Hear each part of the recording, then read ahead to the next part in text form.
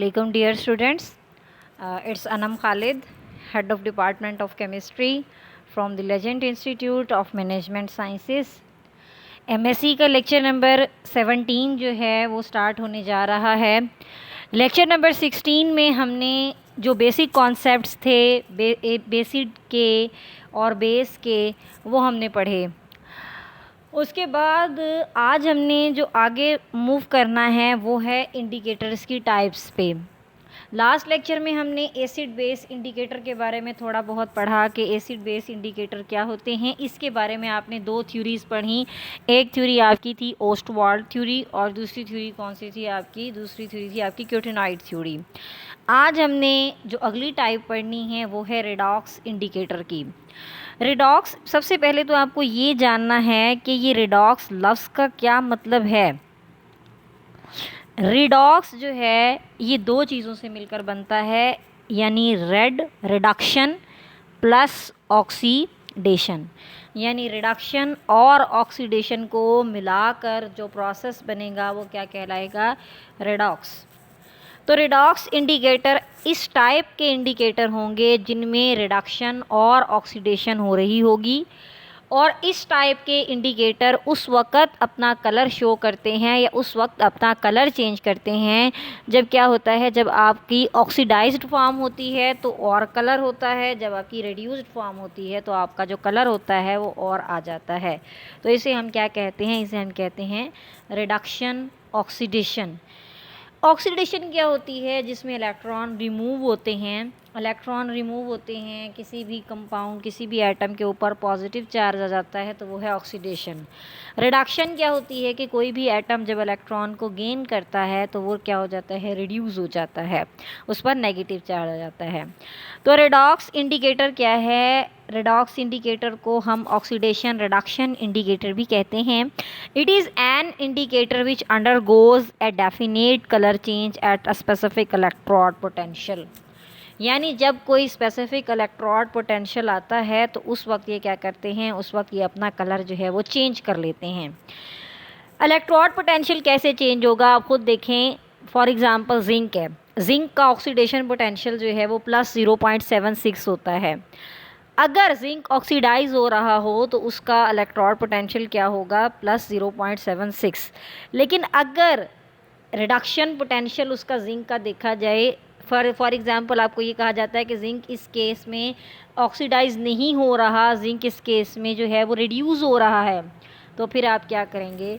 Zinc जब reduce हो रहा होगा तो उस वक्त आप ये करेंगे कि आप उसमें से इलेक्ट्रॉन, उसमें यानी जिंक जो है वो इलेक्ट्रॉन गेन कर रहा होगा, तो उस वक्त जो उसका रिडक्शन पोटेंशियल होगा या इलेक्ट्रोड पोटेंशियल होगा वो होगा -0.76। तो अब आपने ये चीज़ नोटिस की कि -0.76 और प्लस 0.76 में बहुत ज़्यादा डिफरेंस होने की वजह से जो जिंक होगा वो अपनी ऑक्सीडाइज्ड फॉर्म में और कलर शो करेगा, और जो रिड्यूस्ड फॉर्म होगी उसमें इंडिकेटर जो है वो और कलर शो करता है। तो इस तरह की टाइट्रेशन को हम क्या कहते हैं? Redox titration. और इस टाइप के इंडिकेटर जो रिड्यूस्ड फॉर्म में किसी भी एटम की और कलर देते हैं और ऑक्सीडाइज्ड फॉर्म में और कलर देते हैं, उसको हम क्या कहते हैं? उसको हम कहते हैं रेडॉक्स इंडिकेटर्स। तो रेडॉक्स इंडिकेटर क्या हुआ? ऐसा indicators that undergoes a definite colour change, जो डेफिनेट कलर चेंज के अंदर जाता है at a specific electrode potential, एक ख़ास इलेक्ट्रोड पोटेंशियल के ऊपर, उसे हम क्या कहते हैं? Redox indicators. The requirement for fast and reversible colour change means that the oxidation reduction equilibrium for an indicator redox system needs to be established very equilibrium. For an indicator redox system needs to be established very quickly. जितनी ज़्यादा तेज़ी से colour change होगा आप उतनी ही क्या कहेंगे कि उतनी ही तेज़ी से आपका रिएक्शन जो है वो मूव ऑन हो रहा है।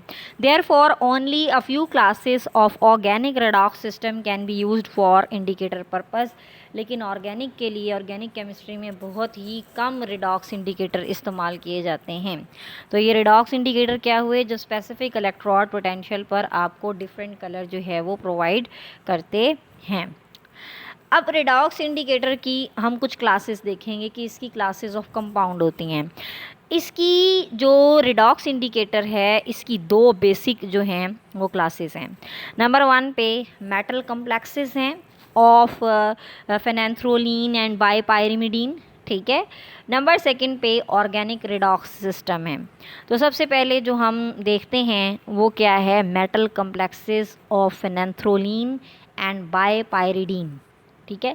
इसमें क्या होता है कि जो फिनेंथ्रोलीन होता है, सिंपल फिनेंथ्रोलीन का जो स्ट्रक्चर है उसके अंदर कोई मेटल जो है वो इनकलकेट करती जाती है। और या बाईपायरिडीन का स्ट्रक्चर ले लें। बाईपायरिडीन क्या होता है, जिसके अंदर पायरिडीन के 2 मॉलिक्यूल ऐड होते हैं। इस सिस्टम में मेटल जो है वो अपनी ऑक्सीडेशन स्टेट चेंज करता है। मेटल की जैसे ही ऑक्सीडेशन स्टेट चेंज होगी, इंडिकेटर का कलर भी क्या हो जाएगा, चेंज हो जाएगा। Organic redox system such as methylene blue. अब कुछ सिस्टम जो हैं वो दूसरी क्लास ऑफ कंपाउंड में आते हैं, उन्हें हम कहते हैं organic redox system. Organic redox system में क्या है, जैसे फॉर एग्जांपल मिथाइलिन ब्लू है, इन सिस्टम्स में एक प्रोटॉन पार्टिसिपेंट जो है वो रिडॉक्स रिएक्शन के अंदर आता है। Therefore sometimes redox indicator are also divided into 2 general group. फिर बाज़ औक़ात हम ये जो रिडॉक्स इंडिकेटर होते हैं उनको on the basis of pH भी 2 चीज़ों पर डिपेंड करवाते हैं। या तो वो पीएच पर डिपेंड कर रहे होंगे या फिर वो पीएच से इंडिपेंडेंट होंगे।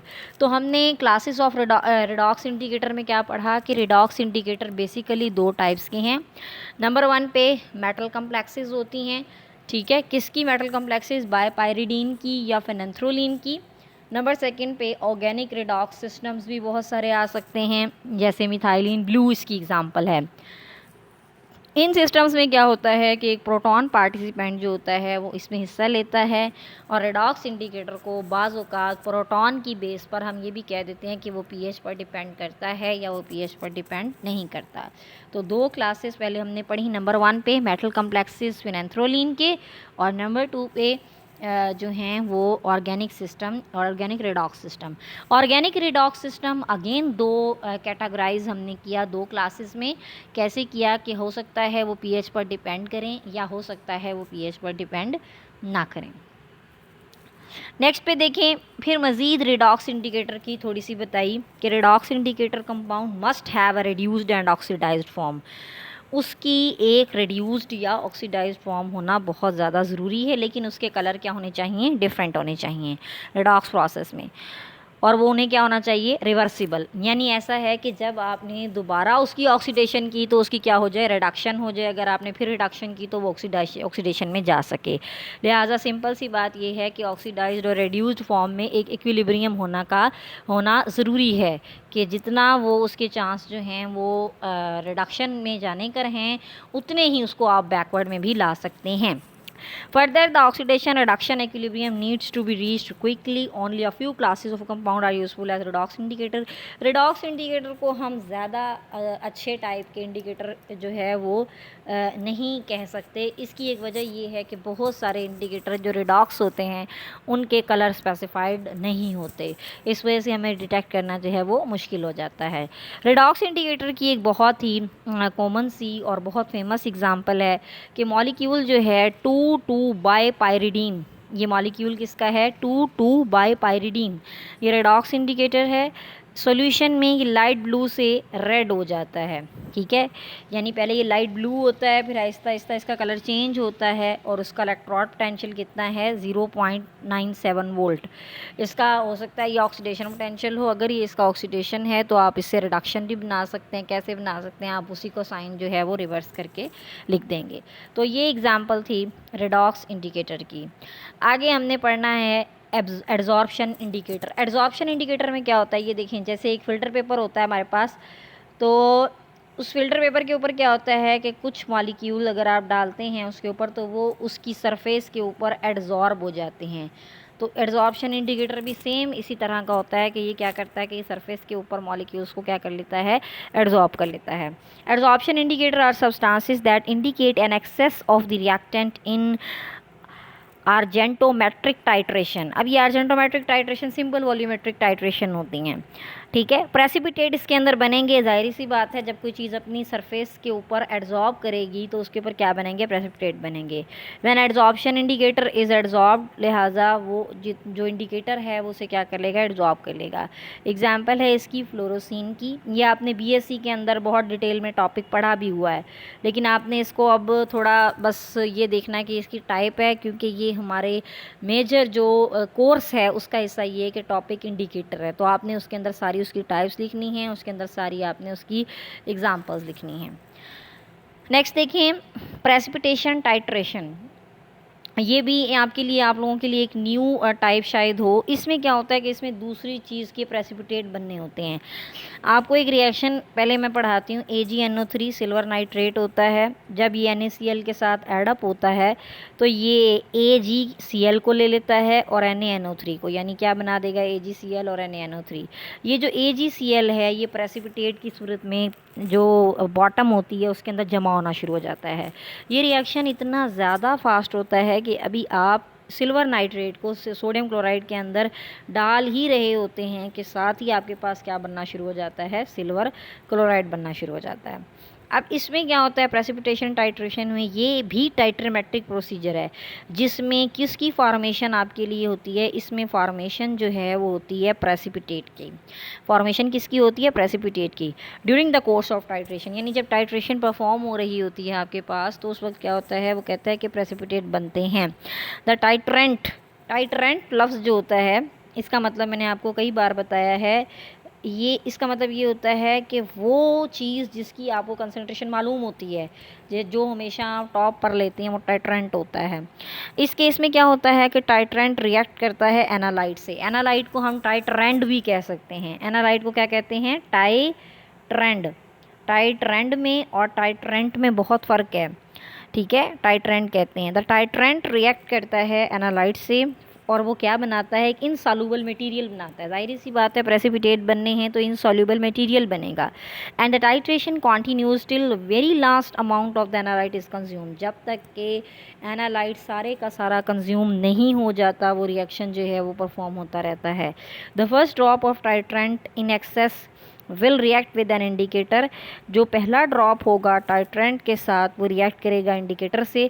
जैसे ही टाइट्रेंट इंडिकेटर से रिएक्ट करेगा उसका कलर आहिस्ता आहिस्ता चेंज होना शुरू हो जाएगा। जब उसका कलर चेंज होना शुरू हो जाएगा तो जाहिर सी बात है आप क्या कहेंगे कि टाइट्रेशन जो है वो होना शुरू हो गई है, और at the end of titration colour बिल्कुल चेंज होगा तो आप क्या कहेंगे कि उसका टर्मिनेशन पॉइंट है। तो इसके अंदर होता क्या है प्रेसिपिटेशन टाइट्रेशन में कि इसमें during the course of reaction आपके प्रेसिपिटेट बनते हैं। सबसे पहले टाइट्रेंट आता है। टाइट्रेंट क्या करता है कि टाइट्रेंट ने अपने आप को जो है वो रिएक्ट करवाना होता है। किसके साथ टाइट्रेंट रिएक्ट करवाता है, टाइट्रेंट की रिएक्शन होता है न्यू अपकमिंग जो आपका एनालाइट या टाइट्रेंट होता है उसके साथ। जब तक कि सारा एनालाइट कंज्यूम नहीं हो जाता कलर कभी भी चेंज नहीं होगा। आहिस्ता आहिस्ता फिर कलर चेंज होने लगेगा। जब कलर चेंज होगा तो फिर आपने क्या करना है, वो आपने टर्मिनेशन पॉइंट उसको रख लेना है। आगे एक नया टॉपिक स्टार्ट हो रहा है जो आप सब ने एफएससी और बीएससी में बहुत बार पढ़ा होगा, वो है बफर। बफर सॉल्यूशन वो होता है, आप सब ने पढ़ा है, जब भी कोई उसमें एसिड या बेस डालते हैं तो उसकी पीएच जो है वो उसे चेंज होने से रोकता है, तो उसे क्या कहते हैं कि वो बफर सॉल्यूशन है। अब buffer solution more precisely pH buffer और hydrogen ion buffer, it is an aqua solution. ये वो एक्वा सॉल्यूशन होता है जिसमें वीक एसिड और उसका कॉन्जुगेट बेस होता है।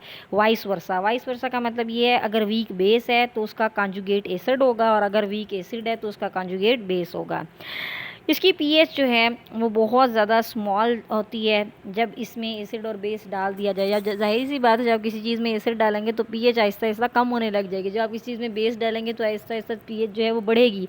लेकिन बफर की सिचुएशन ये होती है कि इसमें क्या होता है कि इसके अंदर जितना मर्ज़ी आप डालते जाएँ एसिड या बेस, वो क्या करता है, वो उसकी अमाउंट को चेंज नहीं होने देता, उसकी पीएच को चेंज नहीं होने देता। अब आपके सामने एक स्लाइड लिखी हुई है, वो है एसिड बफर सॉल्यूशन की, ठीक है। अब जो बफर सॉल्यूशन होते हैं बेसिकली ये दो तरह के होते हैं, एक होते हैं एसिडिक बफर सॉल्यूशन और दूसरे होते हैं बेसिक बफर सॉल्यूशन, ठीक है। पहले मैं आपको इसकी एक जनरल टर्म बताती हूँ। एसिडिक बफर सॉल्यूशन वो होते हैं जिसमें आपने वीक एसिड लेना है। वीक एसिड कौन सा है, CH3COO H, CH3COOH। कहते हैं उसी का आपने लेना है, उसका आपने फिर कॉन्जुगेट बेस बनाना है। कॉन्जुगेट बेस क्या होगा? जो हाइड्रोजन को रिलीज़ कर देगा, यानी CH3COO। इसका आपने फिर साल्ट बनाना है, यानी CH3COONA। तो ये आपके पास जो कम्बिनेशन बना है वो किसका बन गया? वो आपके पास बन गया कि वो किसका कम्बिनेशन है? वो एसिडिक बफर सॉल्यूशन का होगा। एसिडिक बफर सॉल्यूशन इस तरीके से बनाते हैं कि आपका जो एसिड है वो वीक होना चाहिए और जो आपका बेस है वो बहुत ज़्यादा उसका जो कॉन्जुगेट बेस होता है उसे स्ट्रॉन्ग होना चाहिए। अब देखें हम इसको ज़रा स्लाइड से अच्छे से ज़रा एक दफ़ा पढ़ते हैं। इसमें क्या होता है कि acidic buffer solution simply one which has a pH less than 1। ज़ाहिर सी बात है एंड पॉइंट इसका क्या होगा? इसकी पीएच जो है वो 7 से हमेशा कम होती है। Acidic buffer solution are commonly made from the weak acid. ये बनते कैसे हैं? वीक एसिड से और उसके साल्ट से, ओफन और सोडियम साल्ट। जैसे मैंने अभी आपको बताया वीक एसिड है एसिटिक एसिड CH3COOH। अगर आपने उसका सोडियम साल्ट बनाना है तो आप क्या करेंगे? हाइड्रोजन को रिप्लेस करवा देंगे सोडियम मेटल से, तो आपके पास आंसर क्या आ जाएगा? CH3COONA। सेकेंड पे a common example would be a mixture of ethanoic acid. जैसे मैंने अभी आपके सामने बनाया एथेनोइक एसिड CH3COOH और एथेनोएट क्या होता है? CH3COONA। इस केस में अगर सॉल्यूशन में इक्वल मोलर कंसंट्रेशन ली जाए एसिड और साल्ट की तो उसकी पीएच कितनी होगी? 4.76। ठीक है। It wouldn't matter what the concentration were as long they are the sample. ठीक है। वो कहते हैं इससे फ़र्क नहीं पड़ता कि पहले आपने कंसंट्रेशन क्या ली थी, लेकिन उसका एंड पॉइंट जो है वो कितनी निकलेगा? 4.76। थर्ड पे देखें you can change the pH of buffer solution by changing the ratio. अब जाहिर सी बात है जब आप एसिड और साल्ट की रेशो को चेंज कर देंगे तो आप बफर सॉल्यूशन को भी चेंज कर सकते हैं, और by choosing a different acid and one of it salt, या आप साल्ट और उसका एसिड चेंज कर दें तब भी आप क्या कर सकते हैं? उसकी प्रोपोर्शन को डिस्टर्ब कर सकते हैं। तो ये क्या थे? एसिडिक बफर सॉल्यूशन जो बनते कैसे हैं? वीक एसिड से, और वीक एसिड के अंदर आपने शामिल करना होता है उसका कॉन्जुगेट बेस जो कि बहुत ज़्यादा स्ट्रॉन्ग होता है। नेक्स्ट में देखें alkaline buffer solution. Alkaline buffer solution क्या हैं? सेम वैसे ही बनते हैं जैसे एसिडिक बनते हैं, लेकिन यहाँ आपने वीक एसिड की बजाय क्या लेना होगा? वीक बेस लेना होगा। An alkaline buffer solution has a pH greater than 7। उसकी पीएच कितनी होती है? उसकी पीएच होती है 7 से ज़्यादा। जबकि एसिडिक बफर सॉल्यूशन में हमने क्या पढ़ा था कि उसकी पीएच कितनी है? उसकी पीएच होती है 7 से कम। Alkaline buffer solutions are commonly made up from weak base. ये बनते कैसे हैं? वीक बेस से और उसके साल्ट से। अब वीक बेस कौन सा है? जैसे अमोनियम हाइड्रोक्साइड, ये एक बहुत ही ज़्यादा वीक बेस है। अब मैं इसको इसके साल्ट में कन्वर्ट करने लगी हूँ। तो साल्ट में कैसे कन्वर्ट करते हैं कि अब आपने OH का पार्ट जो है वो रिमूव करवा के कोई उसमें आयन डालना है, जैसे फॉर एग्ज़ाम्पल Na तो नहीं, खैर एक मिनट, इसको आप यूँ करें, ठहरें। अब देखें, अब आपने इसको साल्ट में कन्वर्ट करना है तो NH4Cl यानी हाइड्रोक्साइड आयन की जगह आपने क्या लगा दिया? Chloride ion. तो इन दोनों को ऐड अप करने से जो आपके पास बफर बनेगा वो कौन सा होगा? वो होगा आपके पास alkaline buffer solution. An alkaline buffer solution, इसकी पीएच क्या है? 7 से ज़्यादा है। अल्कलाइन बफर सॉल्यूशन को कॉमनली कैसे बनाते हैं आप? वीक बेस से या उसके साल्ट से। Frequently used example is the mixture of ammonia solution. एक एग्ज़ाम्पल जो देखी गई है इसमें वो क्या है कि अमोनिया का सॉल्यूशन है और अमोनियम क्लोराइड का सॉल्यूशन। यानी जैसे मैंने अभी आपको बताया अमोनिया का सॉल्यूशन से मुराद ये है कि अमोनिया में वाटर डालें तो क्या बन जाएगा? Ammonium hydroxide. ठीक है। और उसके साथ आपने ऐड अप किसको करना है? अमोनियम क्लोराइड को। अगर इन्हें इक्वल मोलर में आपने इक्वल प्रोपोर्शन में किया तो उसकी पीएच कितनी होगी? 9.5। अगेन वो यही कह रहा है, वो कहता है कि अगर आपने जितना मर्ज़ी उसको कंसनट्रेशंस को चेंज कर दिया आंसर यही आएगा, लेकिन आप इस बफर को 9.25 से हटा भी सकते हैं। कैसे? कि अगर आप उसे एक्वीमोलर ना रखें बल्कि आप उसे चेंज कर दें, उस कंपाउंड के जो उसका एसिड है उसके कॉन्जुगेट बेस और उसके कॉन्जुगेट एसिड की रेशो को चेंज कर दें, तो क्या हो सकता है कि आप उसके बफर को चेंज कर सकते हैं। तो ये था आपका आज का टॉपिक जिसमें हमने क्या पढ़ा है। इसमें आपको एक छोटी सी असाइनमेंट मैंने देनी है और वो असाइनमेंट ज़रा आप लोग नोट कर लें। नंबर 1 पे आपने एड्जॉर्प्शन इंडिकेटर, नंबर 2 पे आपने रेडॉक्स इंडिकेटर, दोनों के आपने डिसएडवांटेजेस लिखने हैं। दोबारा नोट कर लें, दोनों के आपने क्या लिखने हैं, डिसएडवांटेज, एड्सॉर्प्शन इंडिकेटर के और रेडॉक्स इंडिकेटर के। एक और क्वेश्चन लिखें कि KMnO4 को हम रेडॉक्स टाइट्रेशन में क्यों इस्तेमाल डायरेक्ट नहीं कर सकते। ठीक है, 2 क्वेश्चन पहले मैंने आपको बता दिए। 2 क्वेश्चन क्या हैं कि एड्सॉर्प्शन इंडिकेटर और रेडॉक्स इंडिकेटर की वो आपने जो है वो लिखनी है, प्रॉपर डिसएडवांटेज लिखना है। उसके बाद मैंने आपको क्या बताया, उसके बाद आपने ये लिखना है कि KMnO4 को क्यों हम रेडॉक्स टाइट्रेशन में इस्तेमाल नहीं कर सकते। उसके बाद आपने एसिडिक बफर सॉल्यूशन जो हैं इसको अच्छे से पढ़ना है इंशाल्लाह। फिर नेक्स्ट क्लास में हम लोग इसे डिस्कस भी करेंगे और इसको जो है वो आगे मज़ीद कंटिन्यू करेंगे।